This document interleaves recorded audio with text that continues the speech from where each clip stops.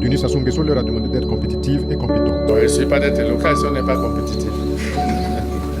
Parfois, il y a des appels. Mais soyez compétitifs. Si vous ne l'êtes pas, bon, le gouvernement ne peut quand même pas prendre le bras cassé qui coûte cher et laisser celui qui peut réaliser le projet et qui coûte moins cher. Donc soyez compétitifs, armez-vous. Et je crois que le code des marchés, s'agissant de l'État, est assez précis. Bon, si vraiment la compétence est égale et un coût plus ou moins, et c'est pourrait que le gouvernement privilégie le local, pourquoi pas. Et à l'occasion du 35e anniversaire de la conférence nationale du 25 février 1991, la FOC appelait au sursaut populaire, à l'abstention des votants, mais aussi à la libération des prisonniers politiques. 35 ans après la conférence nationale du 25 février 1991, ayant abouti à la destitution du président Denis Sassou Nguesso, la FOC tenait une conférence de presse à Paris contre la réélection du président Sassou. Nous exhortons la communauté nationale, nous exhortons le peuple congolais à un sursaut national. Un sursaut national qui nous ramène à ce que nous avons fait en 91. Quand on a connu le braquage des urnes en 2016, à l'heure où nous avions toutes les forces, 2016 nous avions 5 candidats engagés, nous avons éliminé, il faut appeler un chat, nous avons réussi à éliminer M. Sassou dès le premier tour.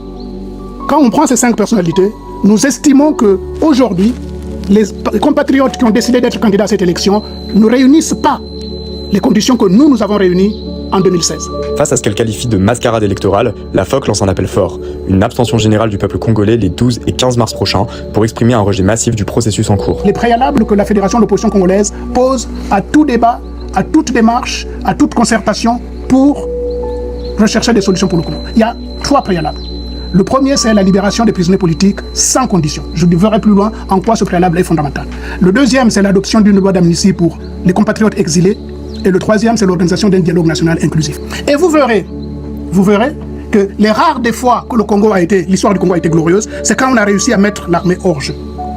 C'est Jean-Marie Michel Mokoko en 91 qui a mis l'armée hors jeu, c'est-à-dire qui a mis l'armée à sa place. Et nous avons eu droit à la conférence nationale. Peuple congolais, vous savez ce qu'il vous reste à faire. Le 12 et le 15 mars, je pense, restez chez vous.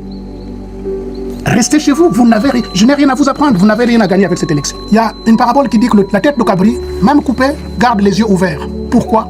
Pour voir où partent ces partis. Pendant que, autour du festin, chacun prend son morceau, qui prend la jambe, qui prend, etc., la tête du cabri garde les yeux ouverts. Vous avez compris par là que je pense à tous les détournements de fonds qui se passent aujourd'hui. Je pense à tous les crimes qui se commettent aujourd'hui. Le peuple congolais devra rester une tête de cabri. Le corps mort, mais les yeux ouverts. Voyez? Et le dernier mot, c'est celui-là. Nous devons savoir que le temps est un juge implacable. Et nous devons savoir que les crimes de sang sont imprescriptibles. C'est mon dernier mot. Je vous remercie de votre attention et le combat continue. Merci. Au cours de la conférence, la FOC a également invité les participants à rejoindre son programme afin d'unir les forces de l'opposition. Un appel clair visant à constituer une coalition capable de peser dans le paysage politique congolais. En République du Congo, alors que la présidentielle arrive à grands pas, le candidat Denis Sassou Nguesso rencontrait le patronat congolais. L'objectif affiché, booster l'économie nationale.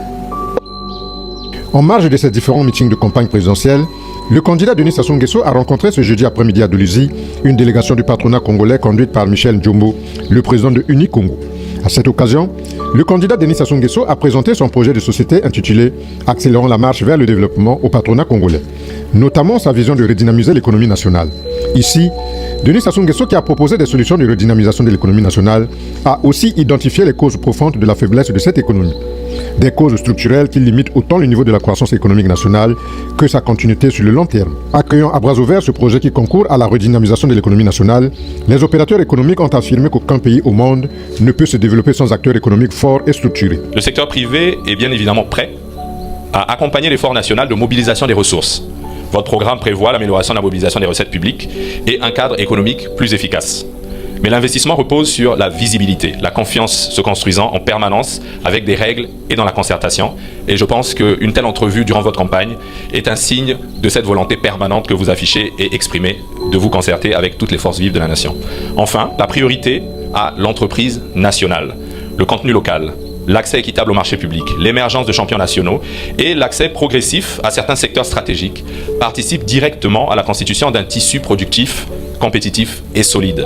Aucun pays ne s'est durablement développé sans acteurs économiques forts et structurés. Répondant aux préoccupations des entreprises, Denis Sassou Nguesso leur a demandé d'être compétitives et compétentes. Il ne suffit pas d'être local si on n'est pas compétitif. Parfois, il y a des appels d'offres, mais soyez compétitifs.